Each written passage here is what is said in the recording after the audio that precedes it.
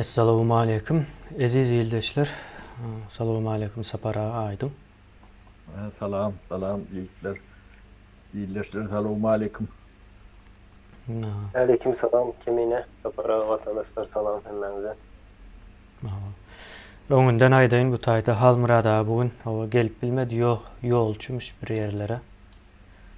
Şo sebäpli ýoksam gaty gelmek isleýär, öz aýratyn. Hawa çykyş eder. Neme barada, aýtjak diýjekler barada. İldeşler bugün görýäňiz garaşsyzlyk we Cumhuriýetiň 97-nji ýyly. Bugün hawa garaşsyzlygyň manysy barada gurrun ederiz. Esasanam 97-nji ýyl Cumhuriýet. Bular näme nireden geldi?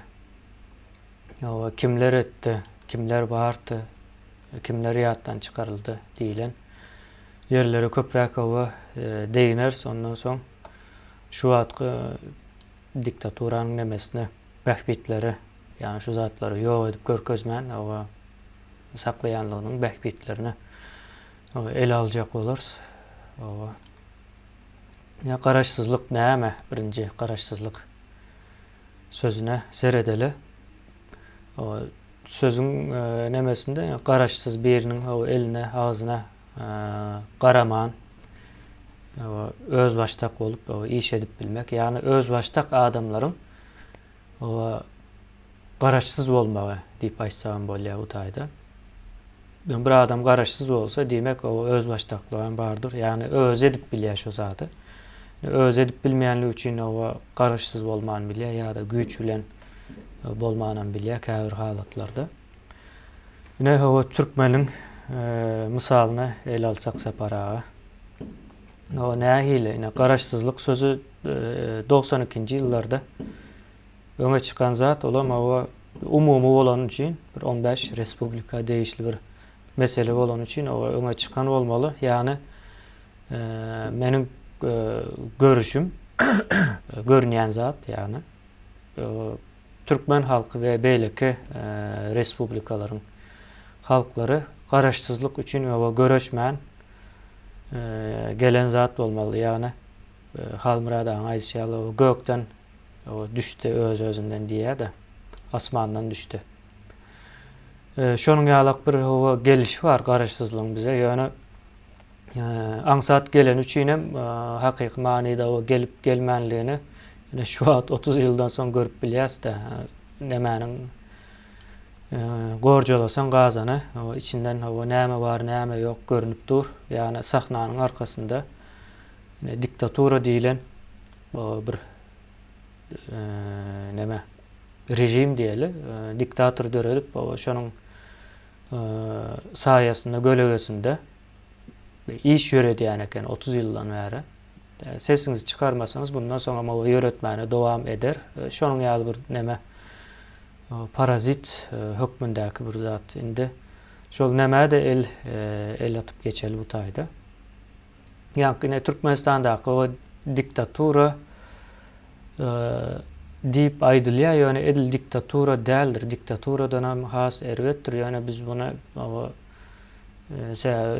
daşky ýurtlar ine diktator ýurdu dolandyrýar diýip görýärler daşyndan. Bizem buna diktatura möçberine getirdik. Ýöne bunyň arkasynda aslında işleýiş mehanizmini aýtsak bu oligarhiýadyr. Oligarhiýada bir näçe adam, bir adam öňe çykaryp arkasynda durýarlar, şo bir näçe adam. Onam hukukly hökmünde ulanýarlar. Edil çoňa gawat gelýär Türkmenistanyň hem ýagdaýy. Ýani görüşüňiz ýaly. Niýazow hem hukukly, Berdimuhammedow hem hukukly we garaşsyzlyk we bu taýda sora işaret bolup galýar-da. Dine sapara size söz bereli. Hal murada bolsa hal murada berjekdim birinji sözü. Şu zatlara gaty ökdi hal muradaga. Deme iyileşler mene ýani Türkmen Cumhuriýetiniň guruluşynyň 97-nji ýyly bilen gutlaýar. 97 ýyl Türkmenistan Cumhuriýeti badyr ýöne garaşsyz däldir. Şuňa çenden Ya o garaşsız bir millet birinciden korkup yaşamıyor. İn bir yönü koyucu nemesi. O birinden korkulyan olsa sen garaşsız değil. Ne hile parat çektiler ya aydım aytsınlar onu ödün Allah'ap görmek bilmedim. Bir peyda veriyen olsa Allah'ın yönü veriyen peydası ne yurdu terk edip başka bir yerlerde kul olup görüyorsunuz da. Onu araştı demeye bilmedim. O bana iyi olan yok da. İstilete gitlemesek. O inançlı at bolun yönü şeyle. Yönü başta ne Toğuton 1, Toğuton 2, ne Toğuton 4'ü Çenlimen Türkmenistan'la volumda işledim. Adamlar hakikaten ulu euforiye bilen yani heyecan bilen hıcu bilen şu nemani karşılığı kabul ettiler de adamlar yağdanını yıkılanını kalanını bilen oktu. İş dünyasını bileyenden ben. Her kim bir zat yetecek olup demedi dediler de. Her kim onu inanır yalaklar şu at ne gurrun veriyen golün adamlar inanır nokta. Şeyle bollum diyen şeyle hakikaten şeyle oldu da. O adamlar kendinin şeyle mümkünçülüğün bağdığını öldürün bilen okun kan diyen. O yine 17 saat işledik de. Ya adam yoktu. Ben çağalarımı görmen ne 5 yıl irden gidem de yatır, gelem de yatır. 11'de 12'de geliyen de. Şunlarla tempte işledik de. Böyle bir iş ediyordu. Hakik iş. Ailelerine, günlüğüne de seyredem yoktu. Hak da, o da atlar bilen bir işimiz yoktu. İş. Hem için kellerine iş, onun adamları ticaret, bilmedim, birekten görürler alıp ne ticaretem öğrenip başladılar. Onun yönü bu atlar katı kıyıka nemelem ettiler. Şu 95. yıla yan bu atlar tersinde çoğurdular da. Bizim ayranlarına da şu tevap bilen ayırdılar da. Katı peyatkel veriyen ekenik de bunu demesini. Ne bir şu dağı periyodu bir adamlar burada yayınan yalak bollu. Onu aylık geçmeli. Siz yaşlar bilmeyen olmanız mümkün olmuyor. Bizim yaşımız akılar bileyen vardır. Sayın yıkıllı, pet bir zat. O böyle parahat yol bilen nitenim oluyor da imperiyalar katı kanlı yıkılıyor da. İyileklere seyreden de. Bu parahat yıkıllı nitenim olacak. O sisteme yıkıldı. O durmuş şartları o katı kıynalıştı. O işleme mümkünçülükler çeklendi. Sebebi sistema yok da. O hiçbir oturan sisteman yok. Ne yurdun içinde ne sen katnaşı ediyen nemen var da ne postsovet ne mesulen esası. Deme hiç sistemi işlen yok da. Böyle respublikalardan yeni Türkmenistan adayı oldu. Yönü yuvaşlık bilen ne bunu ele geçirdiler de. Ne, siz bilen nerseniz Kayıp Atavayf bilen Nedirbay Aytakıva da o meselede geçmeli deyip düşünenler gemine. Yani şu devletin kurucuları, yüzün tuttuğun adamlardır şolar. Yani şolun portreti 92. 91. yıllarda Boris Balkon vardır. Şehir Sovyeti. Türkmenistan gazetesinin karşısında Şo taýda bir allejik vardır. Prokuraturan öňüdi, şo taýda prokuraturadı. Bu Gapdal Watan Kino Teatrınyň Tomus nemesi şo taýda skverde Aytakowyň büýüstü vardy. Şonu ýadyma dol düşenok bolun özü 93-92 şo ýyllar aýyrdylar da. Öz kessiz hiç kim bilmediler, nemetmediler de. Bir ulokan o näçin edildi. Bu zatlara da hiç üst verilmedi. Bu cemiyetimizin gaty nemeleri o öňkü nemesine de Türkmenistan guruluşy barada tarihi nemelerimiz gaty garip bilemiz ok da. Şu näilek ýagdaýda gurulanyny o gaty çäkli neme material var da şo barada da. Dolu atmosferany yani gözüňe getirer ýalak derecede tarih materyaller yok. Ne şol kadamy näçe ýok etdiler. Ne o da ullukan toruk. Özlerim gaty ýaş eken temine. 24-nji ýyl. O Aytakow 33 ýaşynda. Nedirway Aytakow. O Nedirway Aytakow 30 ýaşynda. Onu mene suratyny görkezeýin, men onu ýyldaşlarymyza.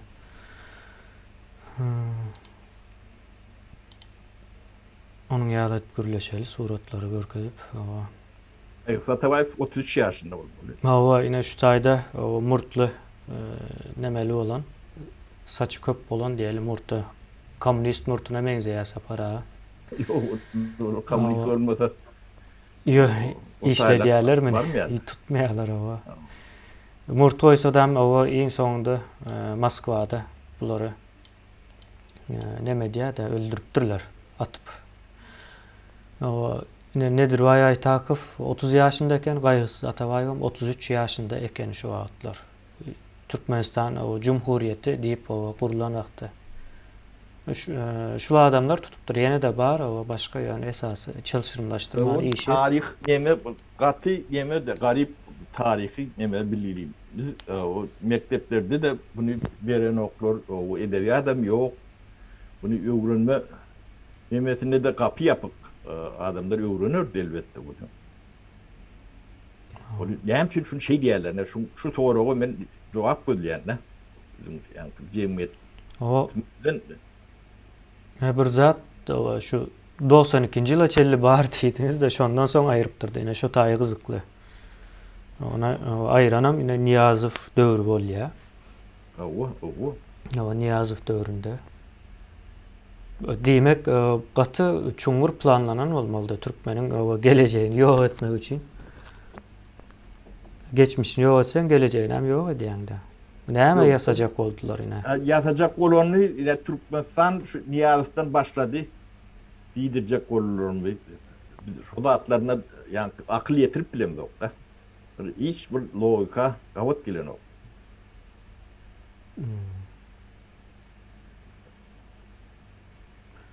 Türkmenistan garaşsyz boldy diýen. O garaşsyz bolan soň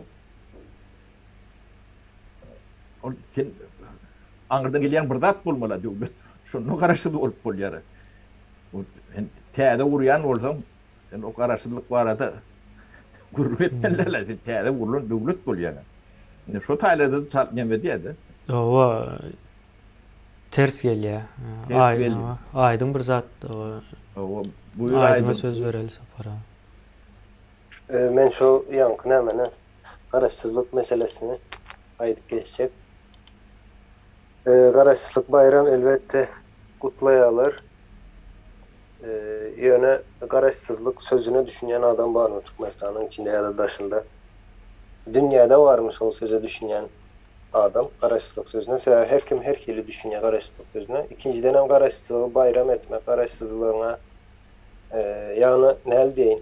Hiçbir garaşsyz döwlet hemme ýerde men garaşsyz diýip ýazyp bereni bar. Oň ýaly zat ýok. Cumhuriyet bayramı bar, respublika bayramlaryny gördük. Ýöne garaşsyzlyk bayramy nirlerde bar bilemok. Ýene şu postsovet teritoriyasında bar olup biler.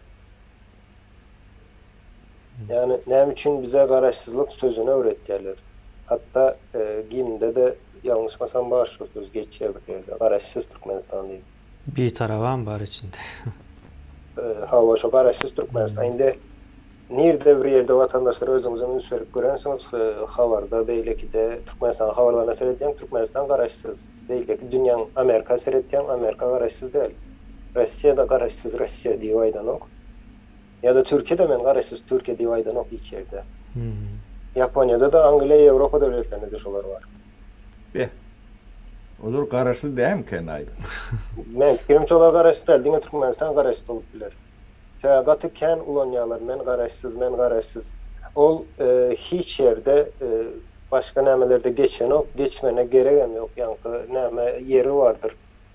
Eğer hakikat olsa sapara men bilýän zadym hakikattır. Yani onu sapar gaýtalasaňam hiç ýyly täsiri yok. Yani garaşsız olsaň aýtmanan bilersiň.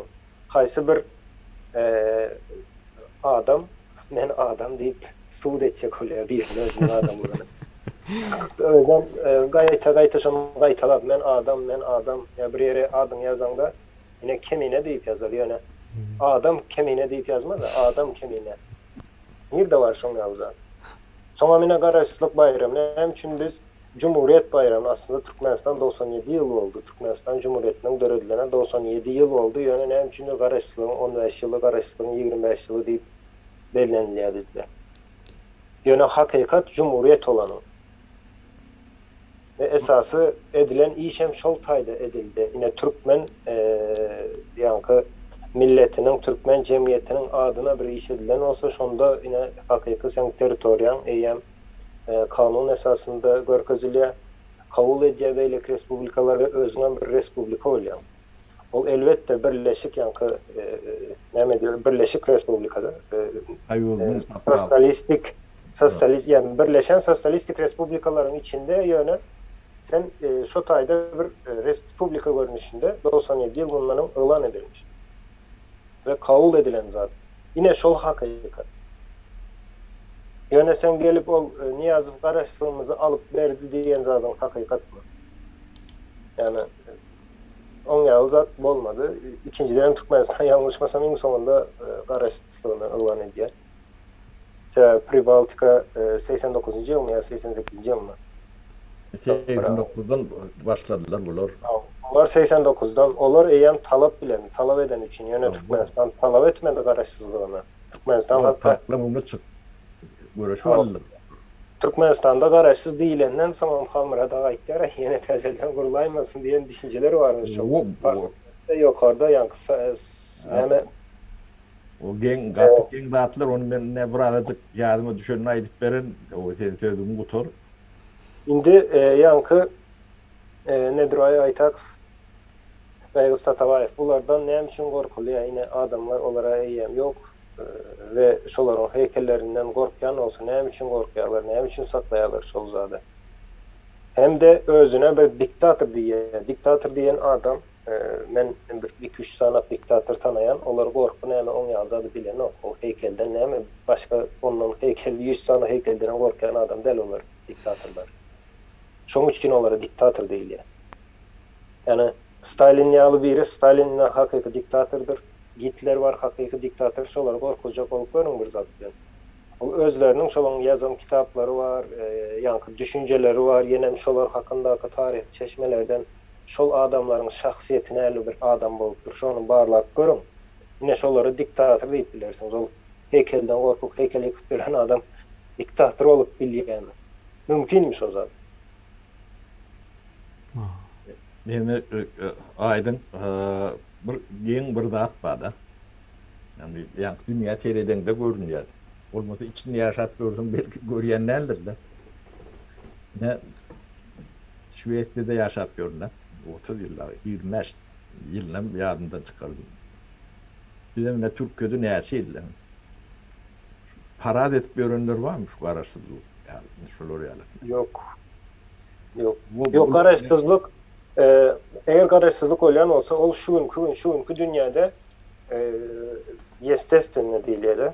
näme bolýar? O Yani tebiği bolmalysa şol.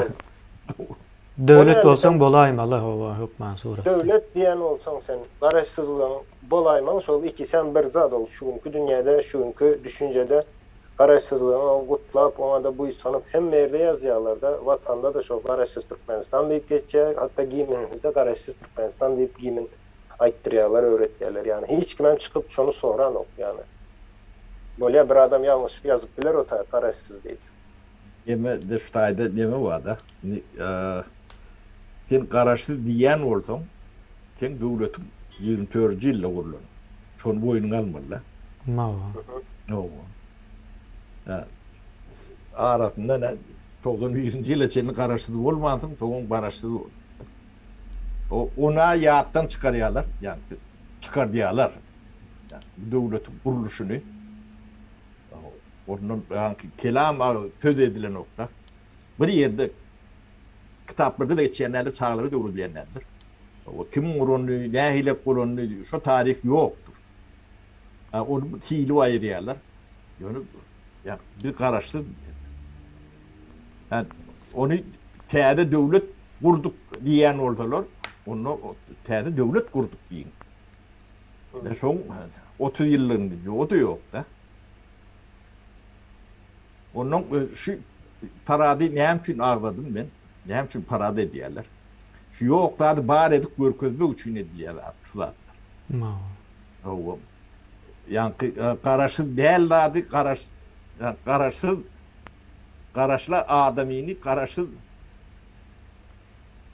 üstün yapmak için ben karaşsız diyorlardı. Yani sen karaşlı. Bulmasa yani aydın yani fıratlan yani su öğrenip görmek gerek gele. Bu orada şey oldu. Ben şuları yalak ters şu propaganda diyen neme var da. Şun bir yervet nemesi var. Bu adamlar yani bir normal düşünme nemesinden logikasından yıllar boyunca taşım yapıp olsa fiil atken akellerde. Elementar daşından derinde katı elhe çörünüyor da. Para da etmiyor da. O imeler çörükleri yok. Halkın arkadaşına kul yönü işkeren der. Kulun hukukundan önemli. Kulda da hukuk var. İyisi var, kullar var da. O daşına da yani bir bayıgan kullel. Kulun kulsu.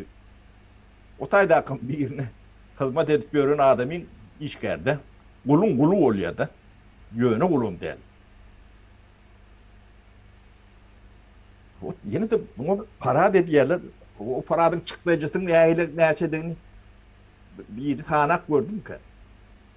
O neçe adam kulakın Tayarlığı var onun o esası. tayarlığı çıktısı. o işten demetmeli. Onun başka materyal çıktıcıdan var. Tam öyle uçurmalı, göğür uçurmalı demetmeli. Onun şu tayin bolonunu son seyretmek için yine de işlerini, güçlerini taşlap adamı şu tayta demetmeli. Bu bakat var ha bu. Var o propagandana beyler. Dem ki ne diyorlar? Ne ediyenin sebebi şolat yok. Son bari edip görkezmek için. Gücün adını subut etmek için. Dünyada karaşsız demel devletlerin birini buraya alaklar görülen yeri yok. Yani Şivet'ten pulu yok mu? Para demetmen. Ya Norvegiya. Garaşsyz yok mu olarım?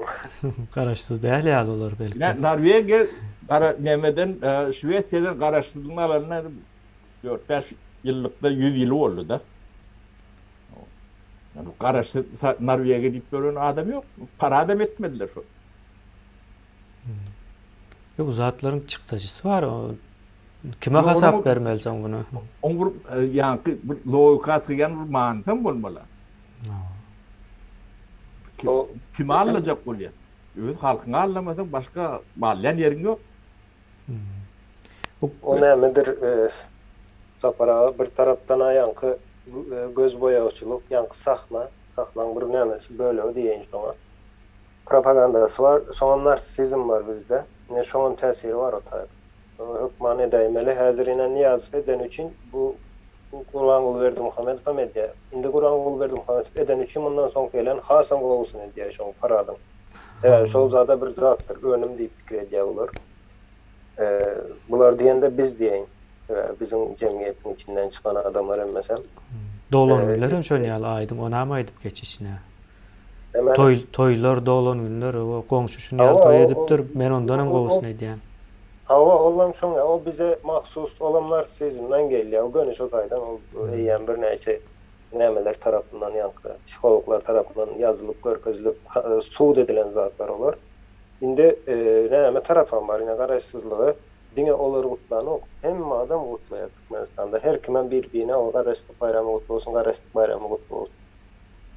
Yani aslı nemesini hiç kim bilen ok. O propagandanın beriyeler yani bize mi gayret yaz şunu. Ne için hiç kim Cumhuriyeti kutlanı ok.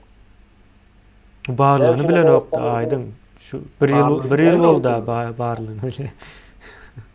Ona mı aydıp geçeli? Ne Yine şu son- gerçekten çıkarıp görün baktın bir yıldan beri bir yerler çok kişi.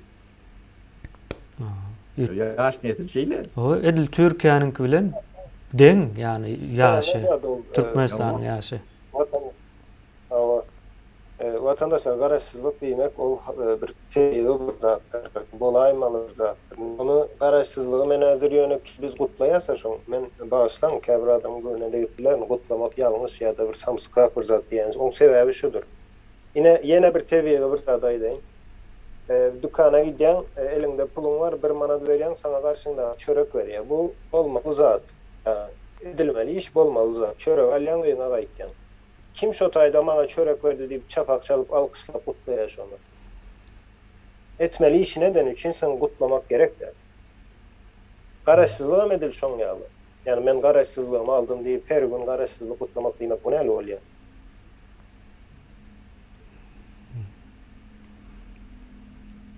O nimetinde bir zat bağ olsa yine de yaxşı. Yani hiç zat yok.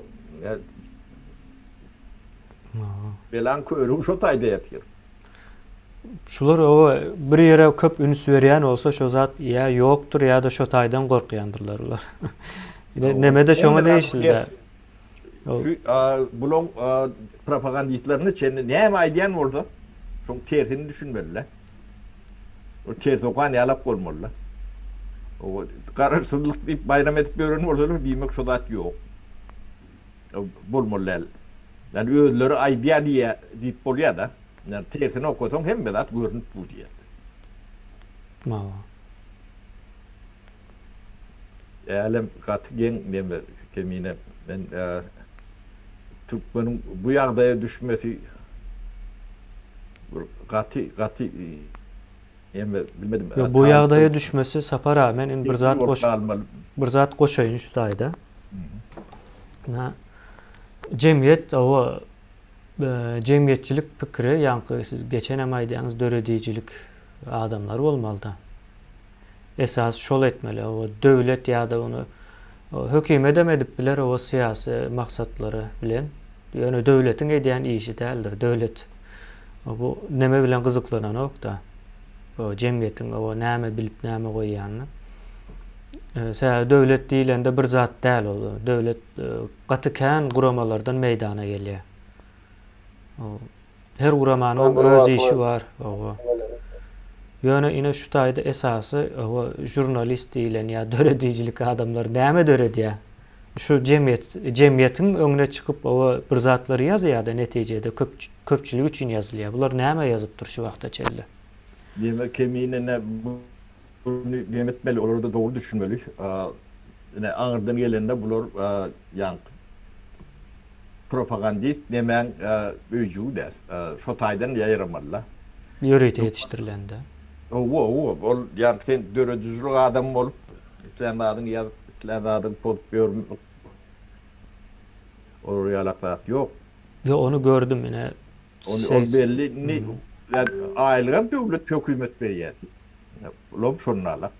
Başka yerlerde döredijilik adamsy yani öz döredin nemesinin hatalyny ýaşapýar da.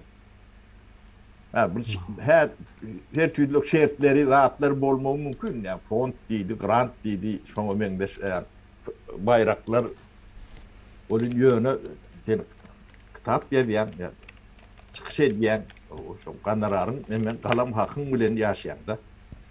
O yönü ne Sovet ýykyldy ne gözüňe getirip gör, aýlyk alyp görsün. O da buradan kesilmeli sen. Sen yazıp bolup bir yerde neşir edip satıp bilecek yerin yok. O sistemi yok da. Şuraya alıp bağlar entek göremedik. Bunlar ovada kaldılar. Bunların derru kaptılar. Onun ödlerine göre ulanırlar. Mesele şu taydı. Olmasa aç kalıyorlar. O sen eserin, sen haridin da sen eserin önümün onun alıcısı yok olsa, bağlarım yok olsa, ben ne hova bile ne yaşayacak? Neme başlamalı da? Niyazıf'ı diktatör etmeli. Yok onun bir iş başlar yani ticaret bilen, emevilen kılıklanıp bilenleri onu başladılar. Yani onu hem mecet bilen o var. Köprüsü işlerdi yaranı. Öbürüne ulatları yani hiç düşünmedik adamlar. Onun tayinliklerim yok. Biznesmen olup gidenleri var. Yaptık. Şurada satı edip görünüm var. Yani köpçülükte her türlü olup biliyor da yönü ağrablı böyle o. Havada kaldı da. Onun bunların iş yeri yani hükümetin yani terde gelen hemen o kendine yakın olmak görüşü gitti ilküler. Yakın olmak için bir yani battaşını yere sokup parmalı. Yani çok üstünü yere parmalı. Onu yamanla demedik ya da hile bilen, intriga bilen. Şöyle oraya yağdayım. Onun bile yok korku gemi tilki keredi otuyor. Bunun hem mecesini maymun edi oynadı. Yer paylaşıp verdi. Yani biz yine iş adamısı da eminim. Yani bizim öndüren de adımız belli. Hem de ortada görünüp dur. Bizim adımız tutulayan yerim yok. Tutulduğundan bir yerim yok. Olayım. Yönüp flor in o yerden yer verdiler. Berden emretinde. Belli yerler. Hem de yazdılar sayıyordum. Kıskanam da o nemedim de o diyor şulun yani şuru ele alışını. Sonra onu caylar dallar da ettiler bir kıyılan zaman 3 yıl geçenler 5 yıl geçenler bile yok oldu. Yıktırdı hem beceri.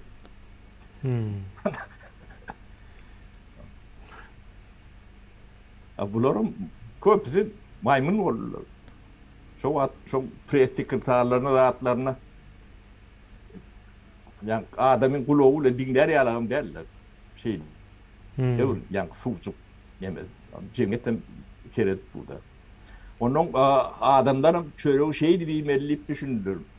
Köp batlar. Yalakarık bilen e-mailiyle görüldü. Gidiyor ekranını görüp burada. Onun nimeti tarihi şeylere kıyınan tamam. Bir ağırlaması demeler var. Onun köpüde yani horlanırım var. Horlanılır. Sen eserine hiç kime gerekken. Aylığım yok. Güllüğüm yok. Onun çöreği bir yerden iğmeli adam. Çağatı var, maskalası var. Yani onlara da doğru düşünmeli kendini yani. Yani yönü devlet kuruluşuna değişilen orada büyüklü. Her budak, her ne problem.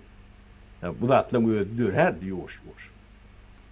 Hava yine şol nemen dikeltmelde yine Sovet Soyuzu indi bundan sonra yok olsa yine men özüm misal berbayda jurnalist olsam o Sovet Soyuzam yıkılıptır men son göne o kellämin yatkın olacak tarapı o täzeden o başkaça olmak yani.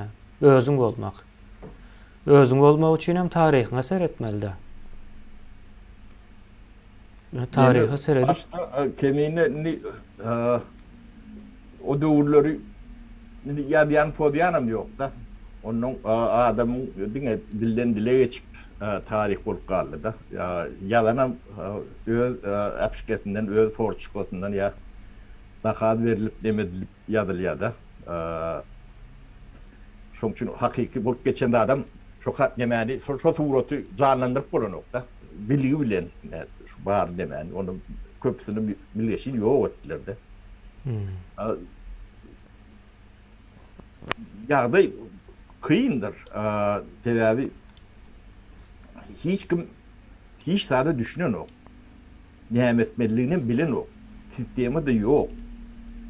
O nimet edilmeliğini bilyenem yok. O şu bine havos. Bilen olyalar oluyor mu dedim. Şu bilen olyanı kim yalnız. Yine bir zat okudum da. Yine nemänin durmuşundan. O ýanky Aytak bilen nemäni okudum da Gaýgys Satybaýewiň. Şolaram o nämä geçen wagty 24-nji ýylda ýine bu bolşewikleriň nemesini formatyny bilmeýän ekenler. Ýani şonam o geçirip bilipdirler da. Şol nemeler geçýärdi. Entek ondan öňe bir tejribesi ýok. Bulan bir täze zat düýünden diýe. Yaş olanlar 33 ýaş diýmek kemine sizin ýaşyňyzdaky adamlar. Hawa bizim ýaşymyzda. Ne şolar o edip bilipdir de ýene gatykän zatlary deýinipdir. Ýurduň içindäki şu ara çäkdäki baýlyklar barada da gürrün geçýän eken şo zatlaram. Şonu bilmeli, tapmaly, nerede näme bar, ýene şo zatlaram goýupdyrlar. Açyk ýani tartışýan ekenler. Ulu goň, o näme sesli, galmagal edip şo zatlar orta goýupdylar. Ýöne diýmek o 37-nji ýylda bularyň hemmejesine o ýok edip täzeden başga adamlary getiripdirler. Ýok edip diýeni hakykatdan öldüripdirler. Atypdyrlar. Şonu tebäplerini doğru bilip bilemdik da. Şu tarihi canlandırıp bolýan mümkinçiligi bar bolan bolsa. Ana şu taýda gatykän hadisalaryň başrolüni ýöne çak edip bilýärse. Şu atgýalakdyr. Şu adam döwleti hakykatdan täzeden urmaly. Ödem nolluna berber. Nol bolan orta aňsat. Nähile kynçylyklar, täsirçilikler bolýanyna özümüz şaýat bolup görse, diýir şaýat. O bu bir gowzady näme diýsen, aýtsan, ýazsan, pozsan galýa da, YouTube'da galýa, satar teplen beýleklemeden galýa, iyi galýa da. O döwürde o da ýok, halk soğusu. Yani ol iksanak şolar ýalak gerçek adam Türkmeniň nemesinde dürätdir de. Yani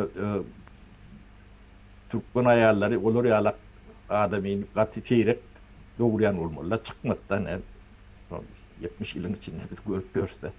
Çıkanam bolsa ýok etdiler de arasynda. Yani şu zatları şu yaşta düşünüp bilýän adama gaty ulu akıl diýmek. Yani ýöňlü görüp bilýän adam diýmek. Ýok edileniniň etaty we şolar ýalak düşünjesi demeti burun toň neme diýerler, ýok edilýär. Erwet adamyň ýok edilýän nädir? Soň erwet adamlar şoň ýanky edenleriniň hödüýüni görendirler.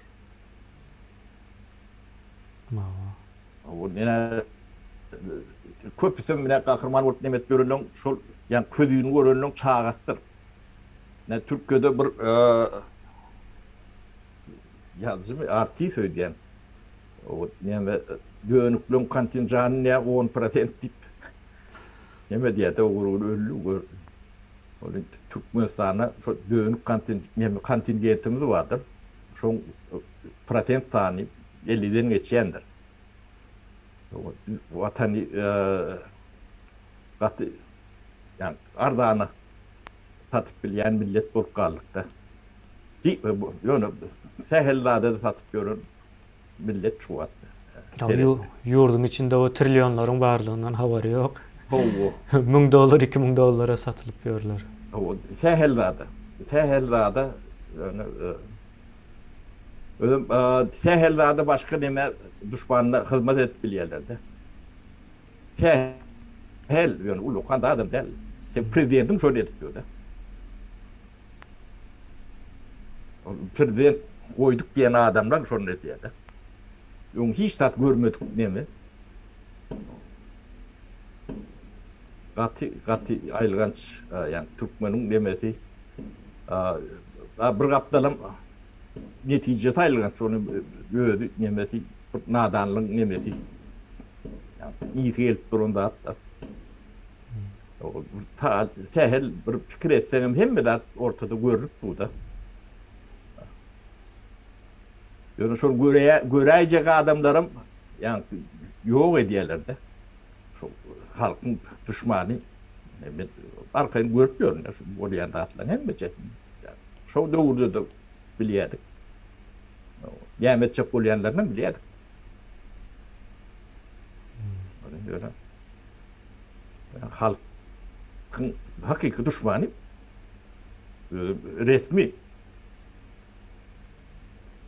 Şuna çennem kızın bülten bilen aranıp görün Interpol'un şuna mayran okurdu.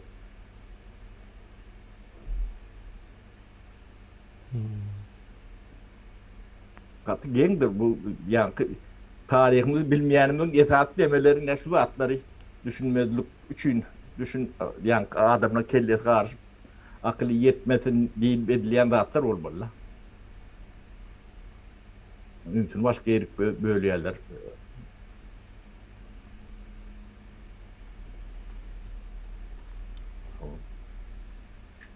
Beğenmeli, nemeli gün volün yani gururumla da oturuyoruz yaşlar ne bu da genç attır öyle. Yok sapara beğenir ya bir zat yok o tayda. Yani bir yere çıkıp garajsız değil aydan öyle. O tarih meselesinde misal için tarihçi kim? Inem Türkmenistan'da ne şu düşünceler yok yankı. O kadram değil ne mi öyle? Profesyonel mi ne mi öyle o? Yani profesyonel adam demek, tarihçi demek. Ne mi o adam tarihi kitaptan öğrenen, o tarihi kitaptan öğreniyor bilmeyen. Yani öğrenip bilirsen kitaptan yani öğreniş şekli var. Kitapta belki tarihte Aydalı Türkmenistan ama sentyabrın 27'sinde Karaç'tan aldı deyip yazdı. Sen hem şu an inanyan olsan yine kitapta yazıktır. Kitabın bilem o yazıcısı yine şu adam Aydalı tanırlayan bir yazıcı, tarihçidir, özem yazıcıdır. Ya da bir bilim ministri mi tarafından hem şu kitabı yankı peçat bastan olsa sen hem şu an inanyan olsan demek sen tarihçi değil. Yani kitapta yazılan zat informasiyadan varattır, başka hiç zattır. Ol haçan hakikat ol, haçan senin için doğruluğunu barlak gören var. Onu yine böyle kitaplarda vardır.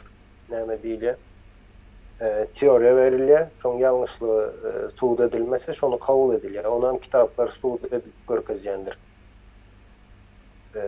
Geometriyada, algebrada has köp vardır. Kitabın özgünü aşağıda suudmamasından veriyendir. Şunun suudunu veriyor, suud edip görkezyen.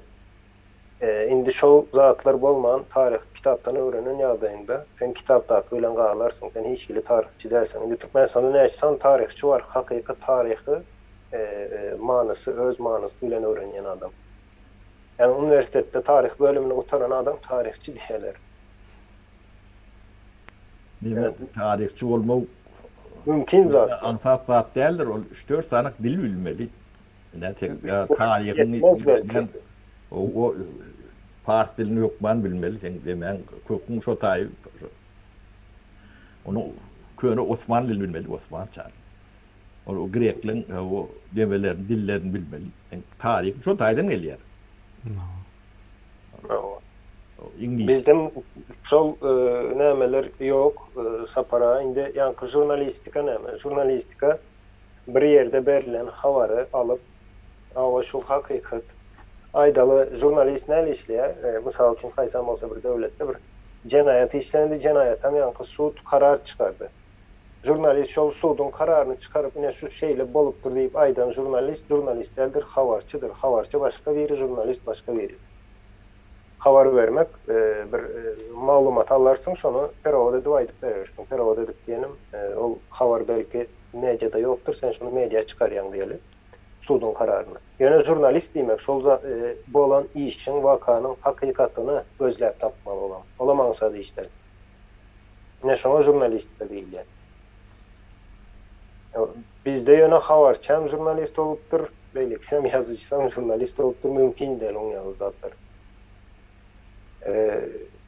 Son ine tarihten men misal edeyim, Türkmen cemiyeti biz vatandaşlar näle üýtgedik ona maýdan ine tariha seredip görseňiz şo taýda bundan aýdaly 500 ýyl öň, 1000 ýyl öň şo taýda ýaşan bizim ata-babalarymız näme edipdirler? Canlı veripdirler şol vatan üçin. Şu gün $500, $1000 satyp bilýärler vatany. Yine yenem yankı degradasyon meselesine gelýär. Cemiyetin näçe derece aslında bu tersine olmalı. 1000 ýyl senden öňki ýaşan adam şo taýda can veren olsa özem hiç hili şüphesi yok yankı nämesi yok. Fikirjiglenmen berýän.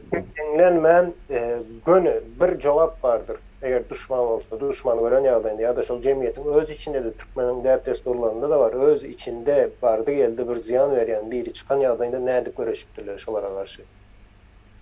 Indi bu zatları edip bilen adam, onu olar näme üçin o adam medeniýet diýler şo adyna. Ne şu gün medeniyet sözünem ýalňyş olandyrýarlar, dowam etdiler. Ýöne ine şol gün medeniýet bolupdyr. Şol adam ol keypine gidip ölene o. Çağası üçin. Ertirki geljek üçin şol adam ölüp bilýär, canly berýär. Pikirjinlenmen. Soraman hiç kimden hiç zat etmeli işini bilýär. 1000 ýyl mundan ýaşan türkmen. Şu güne gelýäs näme bolýar? Şu gün näme görýäs daşlaryň? Satýarlar $1000, köwesilen satýarlar. Sebäbi $1000 alsa häzir elinde $1000 var. Ertirim näme bolsa bolsun göreben bilen ok ertirini. Çağasyny men geçtim, çağasy hakynda pikirlemeden ol. Özünün bir ay soň, bir ýyl soňuny görüp bilen ok. Türkmenistana seredip görüň. Ministr bolýarlar, ýene bolýarlar, ýanky ýazyjylar, beýlekler, goşky ýazdylar, näme etdiler, ýanky kulty döretdiler, ýöne soňunda şolan hemmesem türmeden çykdy. Şonam düşünüp bilen ok. Yani maňa hiç zat bolmaz diýen bir düşünje var. Yani beýlekler gitdi ýöne indi ine men gelýän işe ministr oldum, ama maňa hiç zat bolmaz diýär. Mümkin de. Ýeke ministr ýok Türkmenistanda. O prezidente aýdam oturjak. Näme üçin bizim pensiýa çykan prezidentimiz ýok? Ya da pensiýa çykan ministrimiz ýok?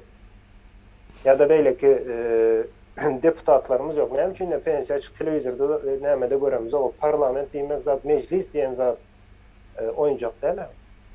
Yani sen kanuny okasaň şo taýda Türkmenistanyň kanuny näçe derece sağda, näçe derece ýanky şo bir adamı gorama üçin ýalyp döredilen olsa da şo taýda da ýene meclisin gaty uly rolu var. Ýanky döwletiň geljeginiň nämesini çözmekde. Indi ýekeje deputaty görkezin maňa. Ine şol deputat şoň ýaly işler edipdir, ine häzir pensiýa çykyp ýene maslahat beri arada iş şoň ýaly bolmaly. Bir adam işleýär, iş tejribesini soňky nesile geçirmeli. Şonda bir zat edip bilersin, öňe gidip bilersin. O adama mine ýaşan wagtyň sen şuňky öwrenýän, ertir ulanýan. Ýöne döwlet diýmek 60-70 ýyl ýaşan ola bir döwlet. O döwlet gidenle ulakan bir sistem var.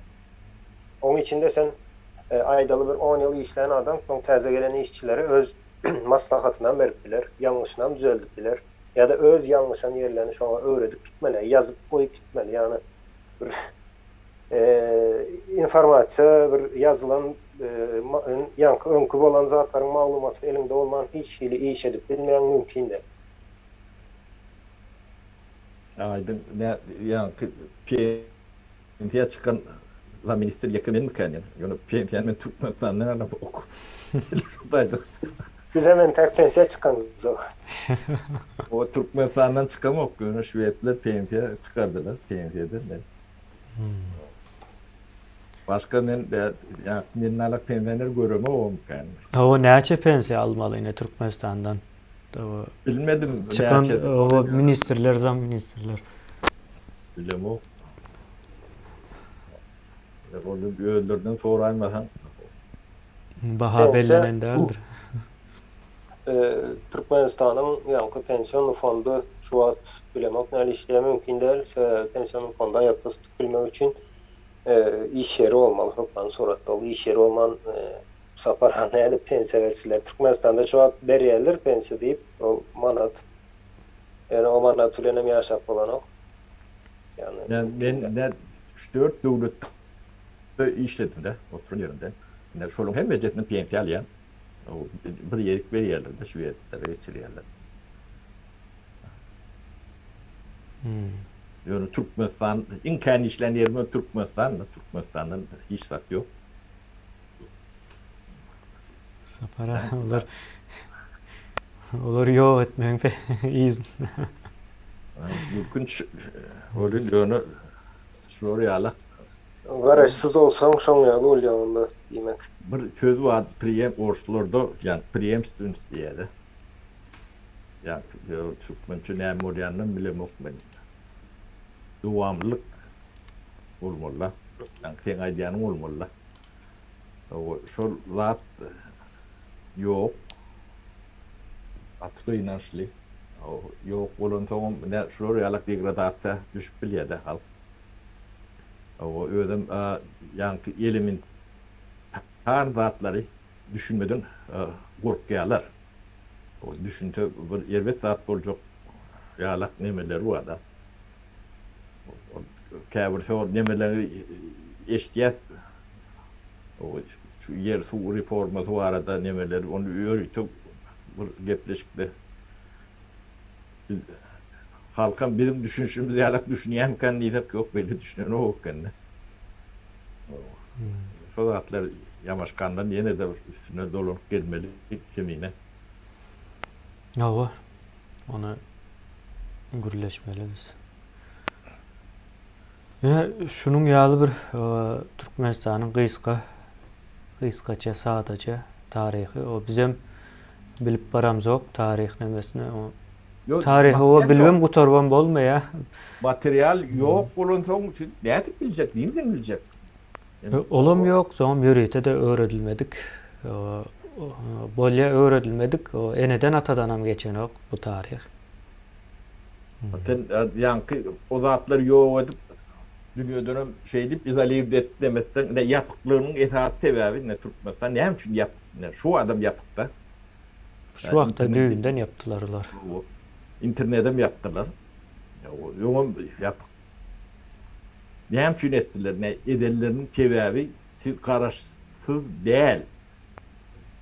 Bayramım çoň üçin edýärler. Siz şoňa inanın.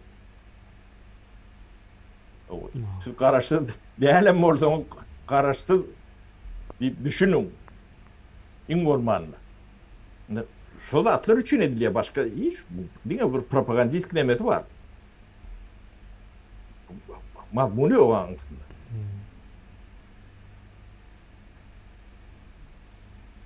Onun analiz etmeli, halk öğrenmeli. Sizin yerinize başka bir fikir etse, o tarihinizi başka bir yazacak olsa, o yadan adamlar sizi idare eder. O sizin yerinde başka bir fikir ediyen olsa, şöyle adamlar sizi idare etmeliler. Hem size bergisi var ama sen derine fikir edip, sonra sen hizmetini etmeli. O ine Hıramov o jadan açırsa hizmet etti mi? Tamam. Görünüşe göre o. Olar etse çön ýaly diýär başga biri. Senin Yok, yerine. näme var? Ine adamda yankı beyin, adam beyni hayvandan kıyal değil. Şol akıllı sen ulanmasan başka bir hükman suratda olan aymalı. Yani kaçıp bilmeyen, ondan kaçmak mümkün değil. Yankı näme var bir kim yadıma düşenok hiç bir adam öz başta bir ada değildir. Yani kontinentin bölüğü diye de sen. Yani sen cemiyetin içinde oylayan olsan ve başka hili değil hem adam yekli dağda yaşayan adam yok çünkü. Cemiyetin içinde oylayan olsan sen aklını ulanmasan sen aklını başka biri ulanıp bilýär. Sen aklını başka biri özüne yankı şekillendirip bilýär. Mümkin zat çünkü o zat değil ettirip gören zatlar. Yani men şoň üçin nämenem näçe sapar aýtdan kitap okan wagtyňyz kitap gowy erwet diýen näme ýok. Ýöne şol yazılan zady maglumat görnüşinde kabul edýäňiz. Ýöne şol maglumaty doğru değildir. Maglumat yanlış, doğru her zat olup biler. Maglumata baha verecek sizsiniz. Yani siz baha verip bilmeliyiz o maglumata. Mesela için Kerim Urban Epes, Ervet yazıcı değil. Yani şu bir yerinde ben koşkusunda var. Halamayan yerim. Batı Ervet bir zat yazıptır koşkusunda. Yani şol zatın ikisini ayırıp bilmeli. Yani hem yerde ben Kerim Urban Epes, Ervet adam diye ayıp bilecek değil. Yöne koşkusunda yazan yanlış bir yeri var. Ona görünüp durda yanlışlığı. Belki şol döwür düşünülýän däldir şol zady. Ýöne şu gün men düşünýän şoň yanlışlygyna. Sebäbi şol düşünceleri başka yerlerde de başka adamlarım yazıpdyr, durmuşda da görüp görürüz o zatlary. Yani şu maglumaty, kitapdaky maglumaty özüň baha berip bilmeli. Ine şonda sen okadym diýip aýdyp bilýän. Başka ýagdaýda 10 000 sany kitap okanda näme o kitapda näme ýazylan bolsa şoňa görä şekillenip başlaýan, şekillenip durýan da ýöne yani özüň baha berip bilsen, islendik informasiýa, islendik maglumaty diňe kitapda eline YouTube'da gördüm, kino gördüm ýa-da köçede gidip barýan wagtyň daş döwründäki bolýan zatlara özüň baha berip bilen wagtyň sen eýem şahsiýet diýmek. Yani sen eýem bir nämen var. Ütkemeyen bir tarapın var diýen şahsiýet diýilýär şoňa. Yani şu günkü Türkmenistan'daki yankı problemalarımızın birem yine bir şahsiyetsizlikten hem gelip çıkıyor. O gati deme aydın şu mesela kendim yeme Türkmen demesi deyinen okulun gati büyüklü yervet yeme diyen o tehiri gati ağır yağday şu şahsiyetsizlik dedik de samimiyetsizlik o bestepsizlik o adına ne diysen geçip dur. Yani ben sözüm tapımak da şunu demetmek için. O adamlar bilen hiç rahat edip bolunu sizi yankı benim için Türkmenleri şeyle hatta şey diyemez. Şuraya yalakar yalar bitmedi yerlerde. Bolşun şu olsa başkaçı qarap bolunu şoňa aklınızı bir yetirecek bolun. Siz in ormanda bir bara adam bir bolun. Her birinin 5-10 tane yani aman bolsa 20 tane aman. İyide turunu bir aman öğlen başka aman akşam düğünün başka. O bir zat gürleşörsün ne şu bolya hova diýsen o ertesi başka da atlayıp durundur. Onun birenin şahsiyetine göğünde devmen daha hiç demesem yok kendiyor. Her kim ağına eğlendi arkayı deyip çökmet deme hiç ayıp görmeyen adam değil. Ben yazıcı deyip gören adamlar yine ahlak var arada şorur demetmeliler. Durun yerine yalan tüdüle oturuyor. Çökmet at ya öyle. Ben yazıcı diye.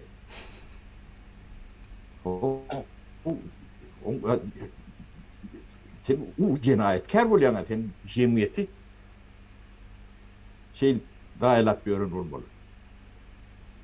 Özüm hereketini görüp dur. Ya onun yankı üstün yapacak bolýanlarym ken. Sapara şol Betbakçılıkla düýübi yanınızda hem elden mi yanınız? Yine bir adam dünyanı ütkötdiýär diýerler. Bir tarapdan yani şertler adamı ütkötdiýär diýerler. Indi şertlerin adamı ütkötdiýän yeri var ya da adamın şertleri ütkötdiýän yeri näle bolup bilýär. Kemine men yine yankı filosofya tarafına giren vaktım saklarsın. Hı hı. Eğer bir şahsiyet olyan olsa, şahsiyet şertleri ütkediyendir. Ütkedip bilyendir. Eğer şahsiyet eyyem formasını alan adama değil ya da öz formasını alan. Son ol adam ütkemeye, şoň üçin daşda öğrenek şertleri ütkediye. Ýöne eger şol şahsiyet bolmasa şerte göre ütkeýändir. Şerte göre näl deýin? Sen ýanynda başga kili, oň ýanynda başga kili, oň ýanynda da başga kili, başga bir adam bolýar. Ol adamy düşünüp bolar ýaly del mümkin del. Sebäbi inanyp bilýän bir adam ine öňünde çykdy ýanky aýdaly hasap, kitap edip bilýän adam men diýe. Awa sen şoňa iş inandın. Ýöne ol del. Başga biriniň ýanynda ýan başga biridir. Bir ýerde ogrudur. Bir ýerde bagşydyr. Yine başka bir yerde kosmonavttır. Özem bu bolcak olmaya, şol adamlar men bolayın diýmeye, şerte göre şov bolýar. Hınandır ya şonu özüne mi özem şoňadan ya. Yine şoň üçin häzir bizim görýän zadymyzdan diňe diktator diýäs. Diktatora göre biz diktatora göre şeýle bolduk diýäs. Diktator bizi şeýtdi. Niýazow gelende biz Niýazow şeýtdi, indi bu geldi bulan beýt diýenler ine şoň ýagda etdi, şoň üçin adamlar ine şeýle boldy diýe. Yok aslında şahsiyetsizliğin netijesinde kim gelse gelsin şoň ýaly o ala Pugaçowa gelse sen şu Rusça aýdymlary gowy görersiň. Beýleki kim var? Michael Jackson gelse de İngiliz dilini öğrenirsin. Ýöne hiç bir bagşy gelip sana sen dilini, sen kulturuny öğrenip sana göre aýdym aýtmaz, şahsiyet dersen. Yani yine şahsiyetsizlik diyen zat şol. Vatandaşlar hiçkaça näme deýin onu. Jemläýin deýin. Şahsiyetsizlik onuňam ýerini näme doldurýar diýip soraýan narsisizm diýilen kesel var. Ine şo doldurýar onuňam ýerini. Köprü şol da. Gaterwet aýdym. Dogry. O vatandaşlar şol yine bugün esası nämemiz yine Türkmenistan Cumhuriyet Bayramı diýjekmen maňa. Ol men üçin şoň ýaly. Siz üçin her kim üçin her kildir yine bir saparyan garaşsyzlyk sözüne hemme adam düşünýär. Her kim başka kili düşünýändir. Aslında bizim Türkmen dilimizde sözlere mysal üçin döwlet sözüne de her kim başka kili düşünýär. Ol maşgalaň içinde de bolup bilýär. Menem Türkmenistanda ýaşaýansoň bilýän sözleri kän bir hatta salam sözünem her kili düşünüp bilýän adamlar var. Şoň üçin bizde ýanky perevodçyga bolanýarlar. Paýtaxt diýip perevodçyk var, Altyn asyr diýip perevodçyklar var, ýarym litrlik. Şol perevodçyklardan soň gowy urleşilýändir, hakykat bol. Yani şondan soň gowy urleşip bolýar, alalaşyp bolýar, şoň ýaly ýerler var. Yani aýtjak bolýan zadym vatandaşlar neşe garaşsyz diýip, ol döwlet garaşsyz bolanda, garaşsyz diýip her ýerde aýdylyp berilen ol bolmaly zatdyr hökman suratda. Indi döwlet näme? Döwlet vatandaşlaryna kemine aýtda bir topar guruluşlar var. Döwletiň içinde elbetde kän guruluş var. Täzesi dörep bilýär, biri ýitip bilýär ýöne. Şol döwlet guruluşynyň içinde iň esasy ýa-ni öýjükler maşgalalardyr. Yani maşgaladan başlaýar aslında döwlet. Döwlet hem maşgalaň bir bölegidir. Başlan maşgala döwletiň bir bölegi, iň esasy bölegi şol. Şol bolmasa ýa-da şol halkyň özü bir döwlet diýmek. Amerikada bir zat goşaýyn aýdym. Ine Amerikada maşgala guruluşyny gaty gowy görýärler. Şu maşgala guruluşynyň önemli. Cemiyetiň birinji ýaçeýkasy. Ine näme nirde döreýär? Şahsiyetler nirde döreýär? Ministrler nirde döreýär? Muallim, doktoruň, beýlekiň nirde döreýär? Şu maşgaladan göz başyna alyp gaýtdy. Şu taýda damarlar başlaýandyr döwletiň. Maşgala guruluşynyň ýykylan ýerinde mümkin däl. Biz näme üçin täze Türkmenistan, näme üçin ekrana çykdyk? Yani bizim inanyň işimiz hem kän ýa-da bir agyr günümizden çykamyz ok, berde ýaşap ýörsine hiç kili problemimiz ýok. Ýöne bäri ekrana çykmam sebäp Türkmenistanda ine şu görünüp otyr. Eýem şu maşgalalar hem ýok etdiler. 100 miňlerçe maşgala aýdyp bilersiz, dogrymy saparana 100 miňlerçe maşgala. Belki köprülendir. 100 miňlerçe maşgalany böldüler, ýarysy daşynda, ýarysy içinde. Siz näçe siz çağaňyzy gowy görüň, näçe pul uradyň, näme uradyň ýöne özünde olup bilmeyecek bir zadımız var. Onu hiç kaçan da olup olmayına daşına çıkıp işledik maşgalalar, aňyrda çağalarımız kaldı, en atalı olsun, en ataların kaldı. Indi şol maşgalada näçe pul berseň düzeldip bilmeyecek zadın yankı döwlet nämesini düzeldip bilmeýär. Ya da maşgala guruluşy diýen şoň hiç kaçan öňküsýaly bolmaýar ya da bolmaýar bolmaýar. Seni ertir Türkmenistan içinde baran ýagdaýynda da eýam gatnaşyklar öňküsýaly bolmaýar. Ýitirilen berde wagt var. Çağalan görmeli terbiyesi var. En atadan almalı terbiyeni muallim ya da beylekisi terbiye profesör olaysın. En atanın verecek käbir terbiyesini şolaran berip bilmeyen terbiyeleri var. Şolan öğretip bilmeyecek çağa duygusu, öğretip bilmeyecek yankı insanlık jogapkärçilikleri, moral tertip düzgün mü diyeyin, moral bakış açısı diyeyin. Ne köp zadı en atadan alyandır, en atadan başka hiç kimden berip bilýän däldir çağaları. Bu katı erwet zat. Ne şu zady görenimiz üçün ekrana çıkmalı bolýar. Şu zady görenimiz üçün gece gündüz işlemeli bolýar. Bildirýän däldir şu günkü. Ýöne ertirmiň enter täze Türkmenistan gurulan ýagdaýynda da ertir ne şu zatlaňam täsirini görjegimizi men 100% ynanýarym. Yani ynanýanda bilýän şu zat boljak. Şu zatlaň täsiri boljak, ziyany boljak täze Türkmenistana.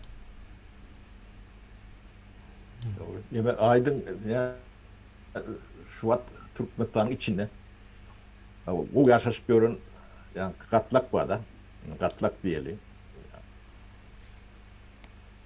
Ne şolor ne bu yaşa bilmelle yani çağların yanında neylik iklerini dışarı çıkıp yaranmalı, o tayda yaranmalı, ya o yerine eğilmeli, gene yerine yeni vurlar. O öýde bir tüýtlük bolmaly, köçede bir tüýtlük, iş yerinde başka tüýtlük. O çağa onu hemmejede görüp oturar. Ne şolong maşgalasy. Ne iň uly ýani betbagçylygyň bir kaptalyna şolong maşgalalary bar. Çoňa da düşünýärok burada. Tin adam ýalak ýaşan o adam ýalak ýaşaýandyr diýerler de. Özüm pul gazansak bir zat bolýandyr diýerler. Gözlerim yankı bu zatları bilin alwamurun şolong rozluklar var da. Biz bir ýeli diýdi. Halkym ne plandary isin diýdi. Şolong ýa 10 ýyl iňuli devidi nemeleri lozunklary halk beğenmemi için diye de biz bir iyeli yine bir Muhammed'in tövürü neklenem demesi lozungu şol. Şu tayk baryan adamla 95-98% hem de cehdin lozungu şol. Halk şunu buna şu münatip diyeler. Yani demelerim şol. Yani yaşlı edemizde ne düşünecek tavgurtuna aitçak korktuğun halkımız var mı diye. Şunun için bir yerli ya. Halkım diye. Yemem iyisin diye. Yine yani devlet kuruluşu Türkmenistan'ın yani öğrenimçilik diyelim. Yani devlet ideolojisi. Bu hakikattir. Gerek oldu şöyle vekillerini çıkarıp ne demeleri bilen görkeleri. Ödüm bununla 20-30 yerde şöyle yalak kurum etçeydi. Öz aralarında. Yani halk bile kimin işi var? Halkın onlar bilen işi yok. Onun halk bile ne mi iş olur? Ne? Baran yeriniz şu tay. Yani hakikati imkanı ortaya çıkarmalıdır problemleri. Bu da atılan bir yerlerde çeşmeti vardır. Yani başı vardır. Ödünü vardır. Şuna yetmeseniz bunu çözüm bilmezsiniz. O biri edip verir ödeyeler. Yok. Siz edeceksiniz. Siz için biri et vermeye neyem için et versin? Edip berse hukuky alýar eline. Bu Şu gün yine bir edip berýär da şu yine Türkmenistanyň ýagdaýy Yani cemiyetine işi yok, nem bolýan hem bitýär ýöne şoňdan biri diýip isläne diýip, bir edip bermek şoň ýoly bolýar. Kim etse de o kapo perişte bolaýdy o. Sen isläniň etmez öz isläni eger etjek bolsa sen için bir zat. Onun için biz yani biraz yani halkın düşüncesini aşak bolýar. O sen düşünün. O kabul edin. Ya da biraz eýleňli her edin. O yakın wagtda da hereket günü gelecek. O Boş durmuş bolmaly. size gerektir. O sizin içinde en ağır gereği mendir. Yaşım 70. Ben Türkler doğudun kuğuru diye de doğudun kuğuru ben yemem yok size gerek size her biri. O bana sizden kendi gerek gel. Düğünün size prezident olup ben ne koyurum bana? 70 yaşındayım. Ha? O. Öyle bilýänimizi size ataralı şunu düşünün. Demedim ben Türkmen. O. Yirek demem çol. Bir adamın etmeliler ne diye. Sizin mennala adamsınız. Sizin etmeliğini etmelisiniz. O çağlanın önünde. Çolun geleceğinin önünde. Özüm durmuşunu da cevapkar özümsünüz. Başka hiç kim. Olup bilmeyen de başka biri. Olacak olanı da olup bilmeyen. Devlet diyen ol yok. Yani devletin yani lodunun aydıp verdim de. Ben bir yiyin size nememi yiyin diye de. Yani devlet diyen sizi şu at görüp görün. Hükümet diyen nemeni. Şolun baydağı şol. Yani giyimli. Neme diýmek bolýar da ýine. George Orwell'ın kitabında var o käbir domuzlu. Hemme hayvanlar o deňdir diýe ýöne käbir hayvanlar has deňdir diýen hemesine gelýär o. O siz şu atları yol beren soňuz bolýandyr. Yol bermeseňiz, cemiyet yol bermese, şu atlaryň hiçbiri bolup bilýän näler. Ne? Şu cemiyetlerde görüp görsün.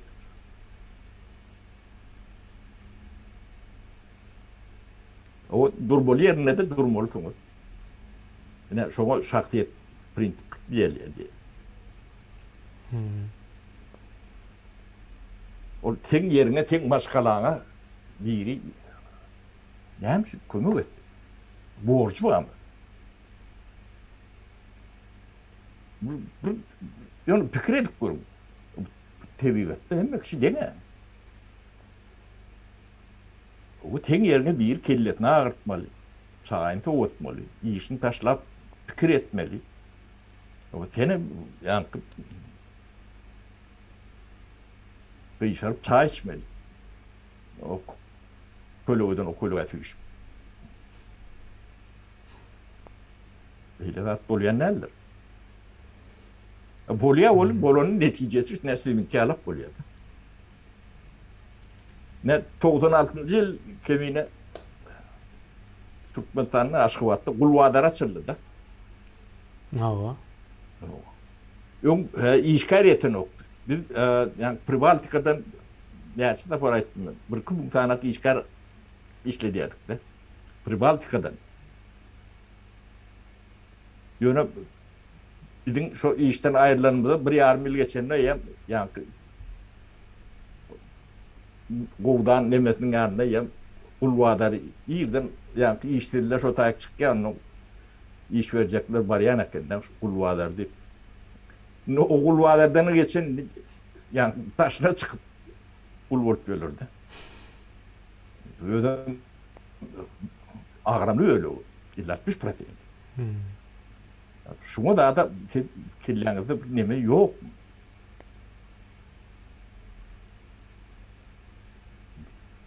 Vatan näme?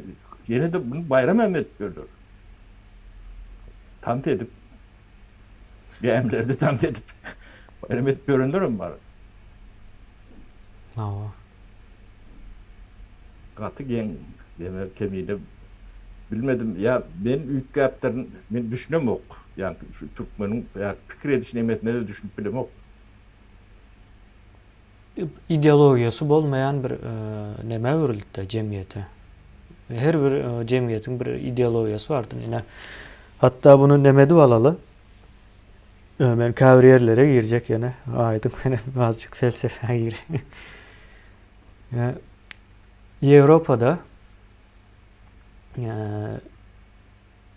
halal haram deyip bir söz yok da. Buların o ideologiyasında yok. Yine bizde şu var. Dinge şu arada gurrun ediyor. Yani edilen işe o halal mı haram mı deyip baka veriyorlar.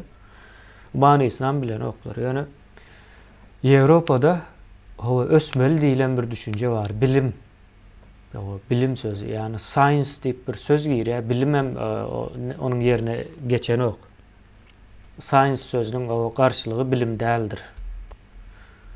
O aslında. Şu söz giriyor 17. asırlarda başlayıp şu alıp çıkıyor da yine şu an dünyada yine şu an biz internete giriyen olsak, telefon ulanyan olsak şu düşüncenin sözün neticesi, hemmecesi. O bizimkiler o halal haram deyiptir o baha veriyorlar da iksanak sözüyle. Go ervet diyen oluyorlar. O şu zat go şu zat ervet manasını veriyor. Bol yönü aslında ne merak o manilaran başka zatta. Şu halal haram deyilen denen yörülü devletleri halkları vardır. Gedaydır. Teret Kur'an Özen medeniyetsiz. medeniyetsizdir. Nemeni görüp bilen o. Diline düşen nedir? Halalı haramı.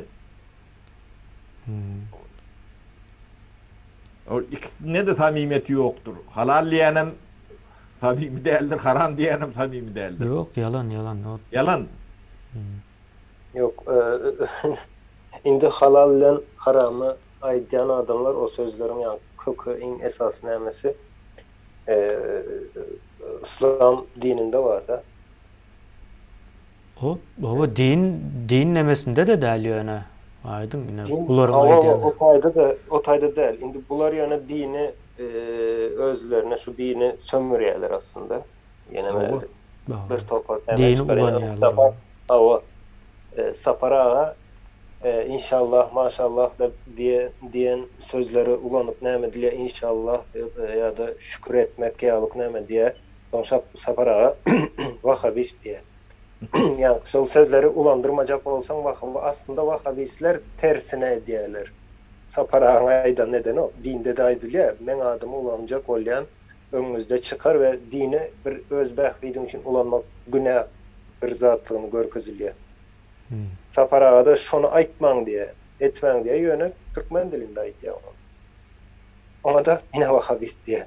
Vahabistlerim birinciden tanan, yani yazan mağıtmen komentarya yazmanıza hiç ile karşılığım yok. Yöne yazyan zadınız, yazyan temanızın iyisi olup yazın. Olmasa gülkünç bir zat yazıyorsunuz. Özünüze ne olur? Bana ne yeri yok bize. Onun sebebi var. Aydın. Vahabist diyenin ulan sapara vahabist olan ok sen karar verip bilen o zaten. Yöne düşünmeyen yazacaksınız. Sapara o paydaş ol vahabistlerin tersine aitti. İndi yine hemen aydın yankı şol gurrunlar bilen Türkmenistan'da ve şol dini ulanyalar yöne Türkmenistan'da ne düşündür yankı hakkını, birinin hakkını yemek nemediğini ne için hiç kim bilen yok. Yani din geçen olsa sapara doğru geçmelidir. Ne için halal haramını sayıp alıptırlar şu zatlar. Yöne birinin hakkını yemek nemediğine. O hakkı yemek demek. Dinde neyle günahsı var şu. Bağışlanyanmış ol zat bir vaat. Şol ne için hiç kim bilen yok ya da şol sözem yok, şondan bulan şol düşüncede yok, hiç de adam yok. Bunun hakkı ilmez diye. Hakkı yemek değilse o yankı saçağından çöreğini almak diye fikir ediyorlar. Yok. Sen gidip pul verip oku giren olsun. Sen birinin yerine pulun neticesi öyle öz çağını girdin beylekin çağlasının hakkına geçtin. Ne şon yallı nemeleri var o Türkmenistan'da bilemok indi Soňam Bizim o özümüzde de yani mende de şol günah olup biler. Men onu bilip bilmän işlän olup bilen. Sen sistemamız şoňa biriniň hakyny ýaýmalysan şol paý. Ýöne ona hiç kim garşy çykan ok. Hemme şonu goldaýar şol zady. Hakymany gowy görýär. Ýöne gerekli ýerinde de dini sömürýär, dini ulanýar. Ona el bolýar. Yani halal haram diýip bilýär. Yine şahsiyetsizliğe gelýär o. Yeme aydın ne cemiyet yem yetişen olsa yani durmuş büyüğünden üç köşk oluyor. Ben şu arkamdaki surat var ya, keyikler vardır. Ne, şu taydalının deme, şu keyikler ne şehir yanak deme, gezişip ölür. Şunu bir adam atken ne elde?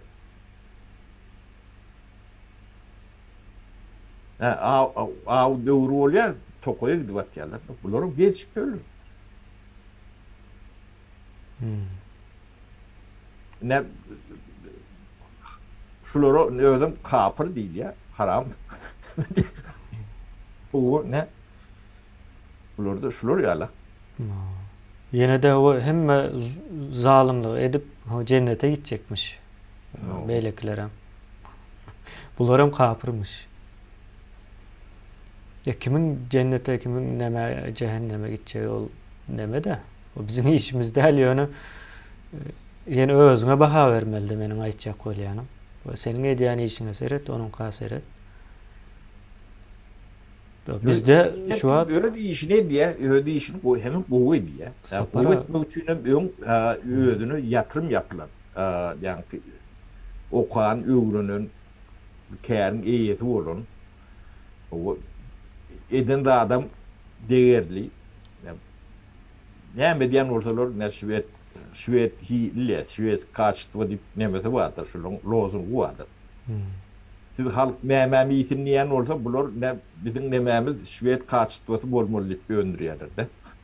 Öndürünü şunlarla. Şu da atlayan bakadı renk bir manat olsa bulonku 1000 manat. Yani hizmetim şunlarlaktır. Hem yerde yani bilgi bile ne diliyor. Ağlayacak korkup görünüm yok çünkü tebebi ağlayanı görünüp durur. Ben ağlayıp ikiye dönmedim o.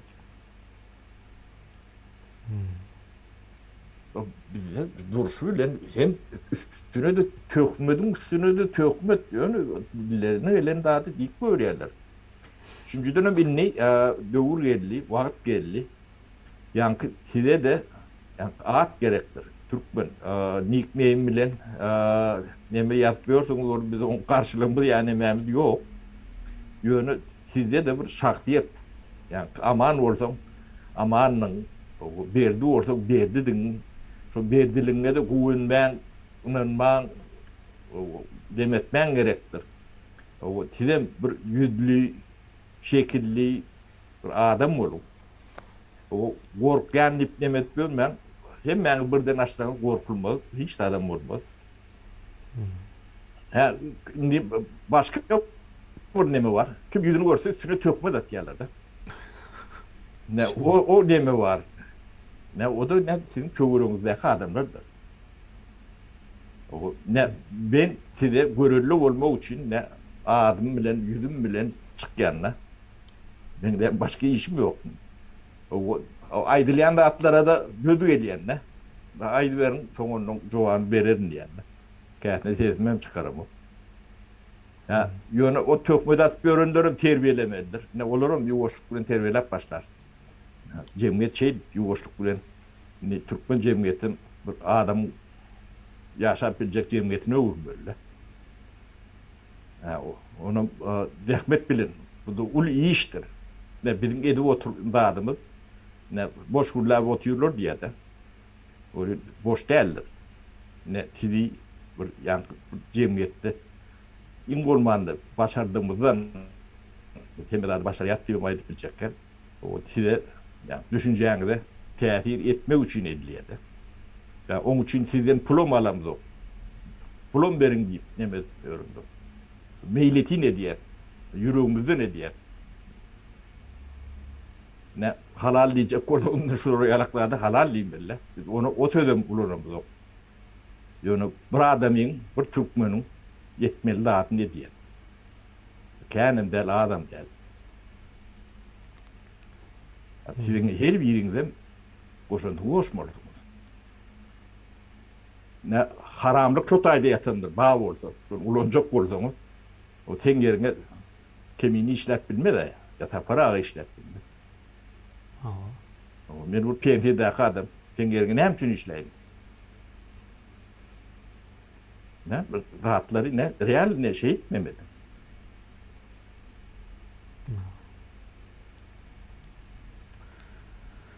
Sapara şutayda yuvaş-yuvaştan nemedeli bir yarım saate doğru geliyor. Bayram yemeği kutlamadan başladık, nerelerden çıktık yani. O hem zat birbirine bağlı bu Türkmenin düşen yağdayı. O şu bolan yani kemçiliklerin hem mecesi o birleşip yine şu nemeye getiriyor da.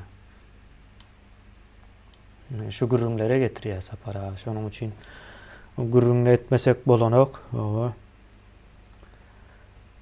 şön ýaly bugünlük jogap boldy edeli ine Cumhuriyetimizin 97-nji ýyly ýani barlygyny gowa bilenler üçin hem gowy habar bolsun.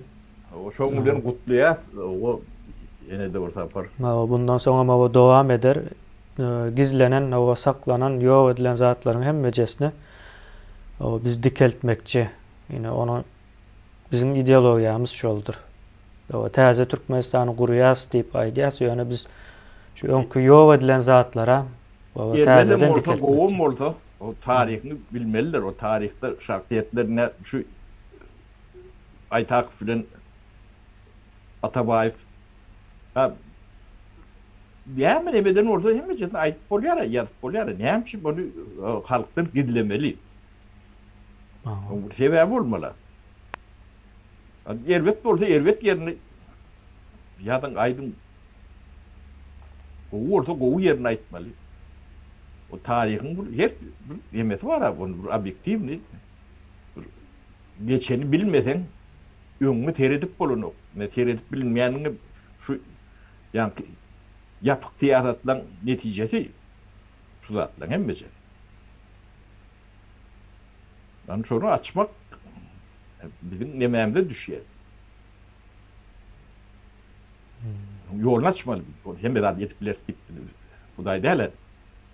Ben şu zatlara bir adamdan ünsünü çekip kapısını açmalı. Bolya kemine. Bolya sapara sağ olun. Oğlum. Hemen yine Vatandaşlar Cumhuriyeti'nin kuruluşunun 97 yıllığı şu gün ve bu bir hakikattir. Yani berde belki bizim fikrimiz, bizim düşüncemiz size ters gelip biler. Gelmeye hiç hili yanlış zatlar o zatlar aslında kapma karşılık bolaymalı. Yani yine tarihte olan bir zat var. O ters gelme mümkünçiliği yok. Yani doğru yanlış diye ayıp bilecekler. Bu bir tarih ve biz onu bilmeliyiz. Sebebi bizim tarihimiz. Şol zada bizden başka hiç kimeye çıkmaya, hiç kime gereken değil o tarih. O gerek değildiyse o gerek yönü özlerine ulanyalar o bizim tarihimizi öğrenyalar, bizden kim bilýärler komşu devletler. Yöreyte bölümler hem vardır şunu öğrenyen belli oldukların içinde. Sebebi tarihini bilmeyen hiç kaçan bir yere yankı burnunu sokup olmayadığında tarihini öğreniliyor, bizim tarihimiz öğreniliyor, bizde olmasa da beylekler bilýändir ve bizden hem yok ediliyor, gizleniliyor, saklanıyor. Yani şu zatlara iyi çıkmak bizim borcumuz. Her bir vatandaşın borcu. Yani Türkmenistan'ın vatandaşı diyen olsak biz şu tarihte iyi çıkmalı. Onu öğrenmeli, korumalı. Yine Cumhuriyet'in 90 Türkmenistan'ın neçe 30 yıllığı mı? Garaşsızlığın 30 yıllığı değil. Garaşsızlığın yine 30 yıllığı deyip ol 30 yılın bolmaly däl ol aslında. 92'de değil mi? 91'de alanı var bular. Näme üçin 30 yıl utlaýar? O taýda da bir soru işaret var. Bir ay öňe alanlara bolýa bir ýyla mı aldylar bular? Şu taýan barda. Näme olsa da şol yankı yanlış bir näme barda. Yani Türkmenistan garaşsızlığını aldı. Türkmenistan garaşsız Türkmenistan diýip hatta o taýdan belki yankı Respublika, Cumhuriyet sözünü ýatdan çıkartmak isteyen olup biler bular. Sebebi Cumhuriyet başka bir zattır. Adamlar soramasın, Cumhuriyetin näme öğrenmesin diýip maksat bilen Türkmenistan Cumhuriyeti değil de Garaşsyz Türkmenistan diyen bir zat ulanýarlar bolup biler. Ýöne watandaşlar ine şu Türkmenistan Cumhuriyetinin 97 ýylyň gurulanlygy hakynda şu malumaty ine öz araňyzda beýle dostlaryňyz bardyr, ýeneler bardyr. Şolar bilen hem ine şu zatlary paýlaşyň. Öz ara görmedin ine şu zatlar. Sebäbi bir hakykatdyr. Elimizden gelse öğrenip bilsek öğrenele, malumat olsa tapıp bilýäňiz bolsa ine paýlaşyp bilýäňiz ýa-ni çünki mümkinçiliklerimiz, gatul mümkinçilikler var şu malumat paýlaşmak meselesinde. Yani o zatlar bizden başka hiç kime de gerek değil. Ve tarih Bilýän zatlar ýa-da tarih hukman suratda bilinmeli, öğrenilmeli. Yani hakikati öğrenilmeli. Yalan tarih servet zattır, kater vet zattır.